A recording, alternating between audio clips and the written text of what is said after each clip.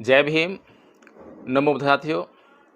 एक कहावत है कि सांप को जितना मर्जी दूध पिलाओ लेकिन एक दिन वो आपको ही डसेगा। इस कहावत का अर्थ ये है कि आप किसको खाना खिला रहे हो, किसको दूध पिला रहे हो, उसके बारे में आपको पूरी जानकारी होनी चाहिए। आपको पता होना चाहिए कि उसका नेचर क्या है, उसका स्वभाव क्या है। अगर उसके स्वभाव में क्रोध है, हिंसा है, तो वह क्रोध और वह हिंसा यह नहीं देखेगी कि वह किसको डस रही है। जिसने उसको दूध पिलाया है उसी को डस रही है, या जिसने उसको भूखा मारने का यत्न किया उसको डस रही है। किसी भी प्राणी के भीतर ये क्रोध का, ये हिंसा का ये स्वभाव होगा, ये द्वेष का स्वभाव होगा, तो निश्चित रूप से जो इसका स्वभाव का जो परिणाम होता है वही देखने को मिलेगा। तो इसी कहावत पर आधारित एक घटना आजकल हमें देखने को मिली, जिसमें कि एक ब्राह्मण 12वीं क्लास का छात्र नाम आर्यन मिश्रा, जिसकी हत्या गोरक्षकों ने कर दी। अब गोरक्षकों ने इसकी हत्या क्यों की, इसके पीछे क्या कहानी है, उसके बारे में थोड़ा सा मैं आपको बता देता हूँ। पटेल चौक से दिल्ली आगरा हाईवे के गदपुरी टोल टैक्स के पास करीब 10 किलोमीटर तक पीछा करके 12वीं क्लास के छात्र आर्यन मिश्रा की हत्या कर दी गई। पुलिस सूत्रों का कहना है कि छात्र की हत्या रंजिश में नहीं बल्कि कथित गौरक्षकों ने की थी। आरोपियों को गौ तस्कर की सूचना मिली थी। इस पर उन्होंने छात्र की कार का पीछा करके वारदात को अंजाम दिया। क्राइम ब्रांच ने इस घटना के बाद 4 आरोपियों को अरेस्ट कर लिया है और इनकी पहचान अनिल कौशिक, वरुण, कृष्ण और आदेश के तौर पर की गई है। ये कथित गौरक्षक हैं। चारों को गुरुवार को कोर्ट में पेश करके 2 दिन का रिमांड भी हासिल कर लिया। क्राइम ब्रांच टीम अब इनसे पूछताछ कर रही है। क्राइम ब्रांच के एक अधिकारी ने बताया है कि अनिल कौशिक अपनी संस्था चलाता है। उसने पूछताछ से बताया कि 23 अगस्त की रात को वह वरुण, कृष्ण और आदेश के साथ तस्करों को ढूंढने निकला था। इसी दौरान आर्यन मिश्रा की कार दिखी तो लगा कि उसमें गौ तस्कर है। रुकने का इशारा करने पर कार सवार युवकों ने स्पीड बढ़ा दी। इससे लगा कि वे गौ तस्कर हैं। इस पर वे कार पर गोली चलाने लगे और इससे एक गोली आर्यन मिश्रा की गर्दन में जा लगी। गौरक्षक कार के पास गए और उन्होंने अंदर देखा कि मृतक आर्यन मिश्रा के अलावा कार के अंदर 2 महिलाएं और बैठी हैं, जिनको देखने के बाद वे वहां से भाग खड़े हुए। अब इस घटना का विश्लेषण करने के लिए हमें कुछ तथ्यों की और जानकारी होनी चाहिए। पहला तथ्य ये कि क्या भारत में भारत सरकार ने गौरक्षा के लिए कोई कानून बनाया है। अगर इसकी पड़ताल में जाएं तो भारत सरकार के द्वारा ऐसा कोई कानून देखने को, सुनने को नहीं मिलता है जिसमें कि गौरक्षा करने के लिए भारत सरकार ने आरोपियों को, यानी कि जिन्होंने गौ हत्या की है, उनके लिए किसी सज़ा का प्रावधान किया हो। अब ये जो गौरक्षा का मामला है ये है क्या, तो इसको भी समझना ज़रूरी है। संविधान के आर्टिकल 48 में अनुच्छेद 48 जो है मूल अधिकारों का मामला नहीं है, ये डायरेक्टिव प्रिंसिपल यानी कि राज्य के लिए नीति निर्देशक सिद्धांत हैं कि राज्य को ऐसा करना चाहिए। इस प्रकार के उसमें जो है बातें कही गई हैं। तो उसी में कहा गया है कि राज्य जो है इस बात का प्रयास करेगा। राज्य मतलब देश, यानी कि भारत जो है ऐसा प्रयास करेगा कि जो पशु हैं, पशुओं की जाति है, उनकी रक्षा के लिए, गाय की रक्षा करने के लिए, गाय को बचाने के लिए और गाय के बछड़े को बचाने के लिए वो प्रयास करेगा। ऐसा जो है भारत के संविधान का अनुच्छेद 48 कहता है। ये कानून नहीं है, लेकिन इस बात को निश्चित करने के लिए अगर भारत की सरकार उचित समझे तो इस पर कानून बना सकती है, जिसके लिए कि आज तक भारत की सरकार ने कानून बनाया ही नहीं है। अब अगर भारत सरकार ने इस पर कानून नहीं बनाया गया है तो ये गोरक्षक कौन हैं, इन्हें गोरक्षा का अधिकार कहाँ से मिला, और क्या गोरक्षा के नाम पर मनुष्यों की हत्या की जा सकती है। क्या मनुष्य की जो जान की कीमत है वो पशुओं की जान की कीमत से बहुत कम है।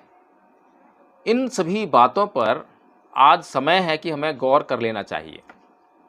आज जिस आर्यन मिश्रा की हत्या की गई है वह ब्राह्मण समाज से आता है और इसी ब्राह्मण समाज ने भारत के अंदर ये जहर फैलाया है कि भारत के लोगों को गाय नहीं खानी चाहिए, गाय नहीं काटनी चाहिए, गाय की रक्षा करनी चाहिए, गाय की पूजा करनी चाहिए, गाय का गोबर खाना चाहिए, गाय का पेशाब पीना चाहिए।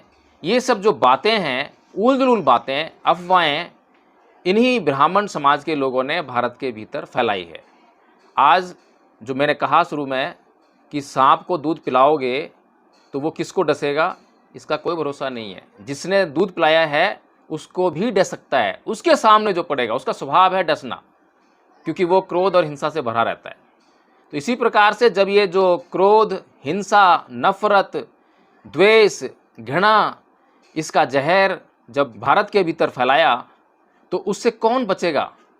क्या किसी भी व्यक्ति के भीतर, चाहे वो ब्राह्मण समाज का व्यक्ति है, अब ब्राह्मण समाज के जैसे कि मान लीजिए अभी आर्यन मिश्रा है, अगर आर्यन मिश्रा जी इनके दिमाग में क्रोध हो, हिंसा हो, द्वेष हो, घृणा हो, तो इससे कौन बचेगा और कौन मरेगा? अगर इनके परिवार में ही आपस में लड़ाई झगड़ा हो जाए तो क्या इनके ही परिवार के लोग जो हैं इनके क्रोध, इनके द्वेष, इनकी घृणा के शिकार नहीं होंगे? ये छोटी सी और बहुत ही मोटी मोटी बात है। इस बात को समझाने के लिए हम लोग इतना प्रयास करते हैं। भगवान बुद्ध का देश है ये। भगवान बुद्ध ने शांति, अहिंसा, धैर्य, क्षमाशीलता, इनके लिए लोगों को प्रोत्साहित किया। इन सभी बातों से भारत के लोग अपना जीवन सुंदर बना सकते हैं। लेकिन ये जो गौरक्षक हैं, इनको गौरक्षा करने का लाइसेंस किसने दिया?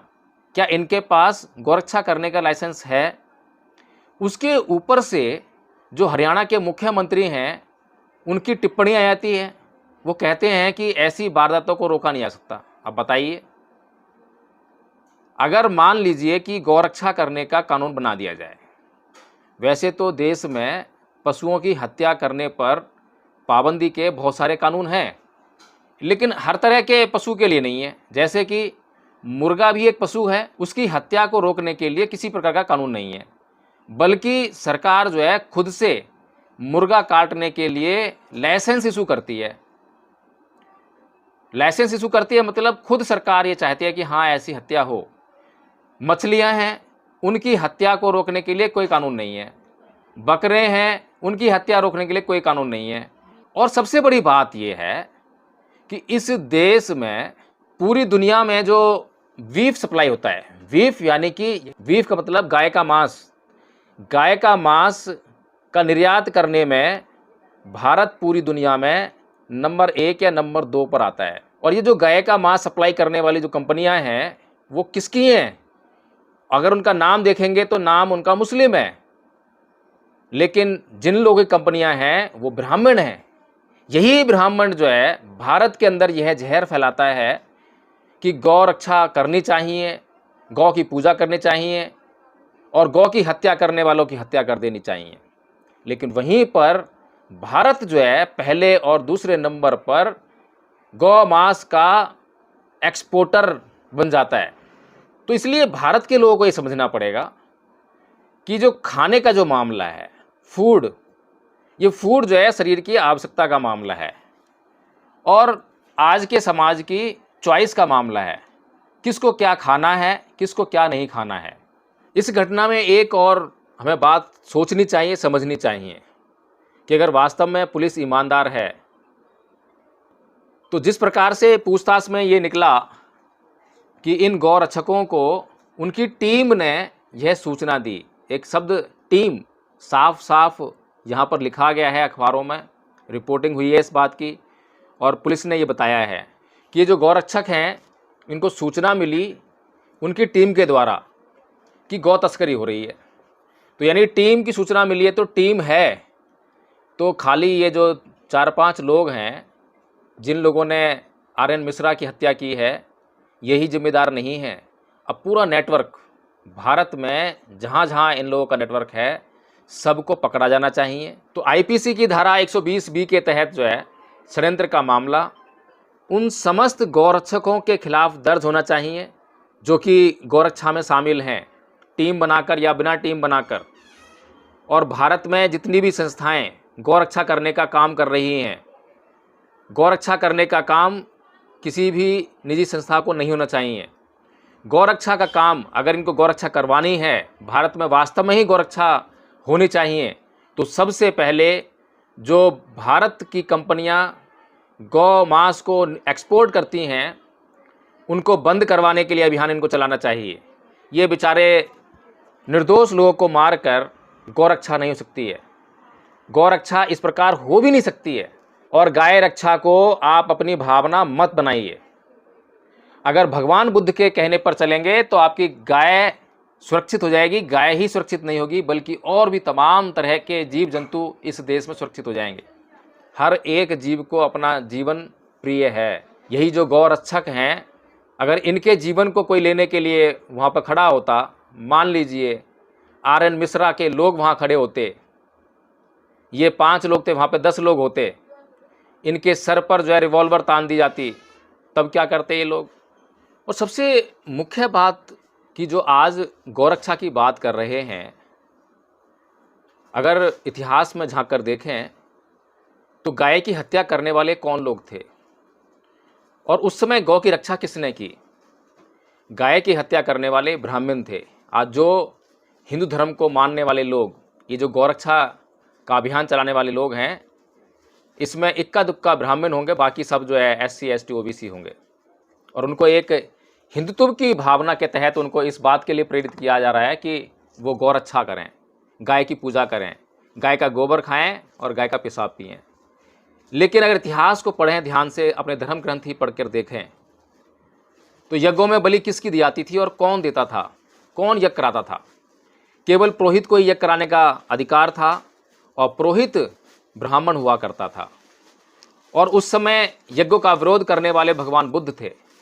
भगवान बुद्ध ने यज्ञों का विरोध इसीलिए किया क्योंकि एक तो जो कर्मकांड उसमें होते हैं उनसे कोई लाभ नहीं है, किसी प्रकार का लाभ नहीं है। स्वर्ग की प्राप्ति के लिए यज्ञ किया जा रहा है, स्वर्ग प्राप्त नहीं होता है। सुख की प्राप्ति के लिए किया जाता है, सुख प्राप्त नहीं होता है। संतान की प्राप्ति के लिए किया जाता है, संतान प्राप्त नहीं होती है। यानी कि जिस चीज़ को आप पाना चाहते हैं वो तो उसके तरीके से आएगी। अगर संतान की प्राप्ति चाहते हैं तो संतान जो है जिस तरीके से पैदा होनी है वैसे ही होगी। आप यज्ञ करके कैसे संतान प्राप्त कर सकते हैं, कैसे अपनी मनोवांछित चीज़ों को प्राप्त कर सकते हैं? इसीलिए उस समय यज्ञों में पशुओं की बलि दी जाती थी और यज्ञों में गाय को भी काटा जाता था। ये तथ्य जो है आप हिंदुओं के धर्म ग्रंथों में ही पढ़ सकते हैं। ये मुसलमानों के धर्म ग्रंथ नहीं कहते हैं, ईसाइयों के धर्म ग्रंथ नहीं कहते हैं, बल्कि हिंदुओं के अपने धर्म ग्रंथ कहते हैं कि ब्राह्मण ही यज्ञों में गाय को काट के और उनका मांस खाया करते थे।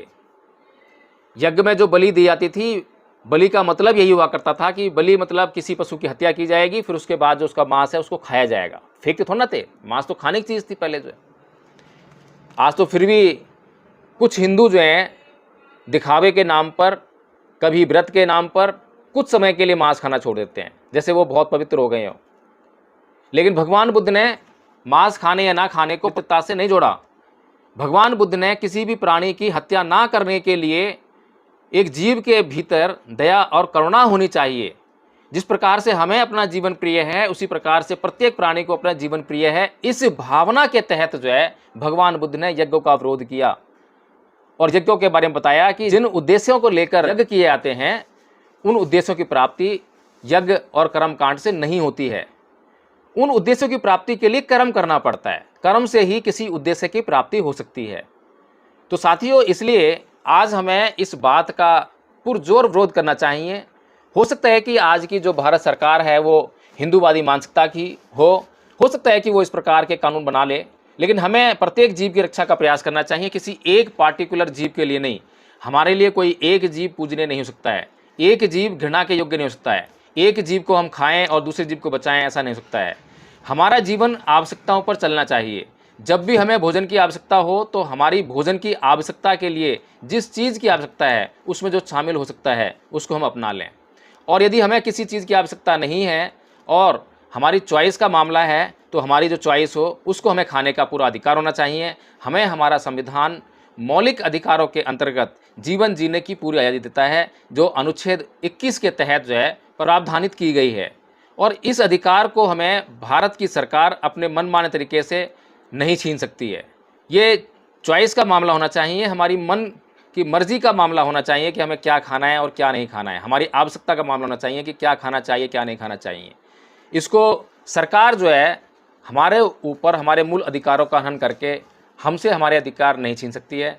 तो साथियों, इसी के साथ मैं अपनी वीडियो समाप्त करूंगा। अगर आपको यह वीडियो पसंद आया हो तो इसको लाइक करें, इसमें कमेंट करें और इसको शेयर करना ना भूलें। इसके साथ ही आप ये बताएं कि क्या वास्तव में भारत के भीतर केवल गाय की हत्या को प्रतिबंधित करने के लिए भारत सरकार को कानून बनाना चाहिए। दूसरा प्रश्न ये है कि क्या गाय की रक्षा करने के लिए इन तथाकथित गौरक्षकों को किसी भी प्रकार का लाइसेंस दिया जा सकता है? क्या इन्हें यह अधिकार है कि किसी भी व्यक्ति की जान ले लें? क्या गाय की हत्या करने के लिए किसी गौ तस्कर या किसी भी व्यक्ति को मृत्यु दंड देने का जो कानून है भारत सरकार बना सकती है, या दुनिया की कोई भी सरकार किसी मनुष्य की जान लेने का कानून बना सकती है?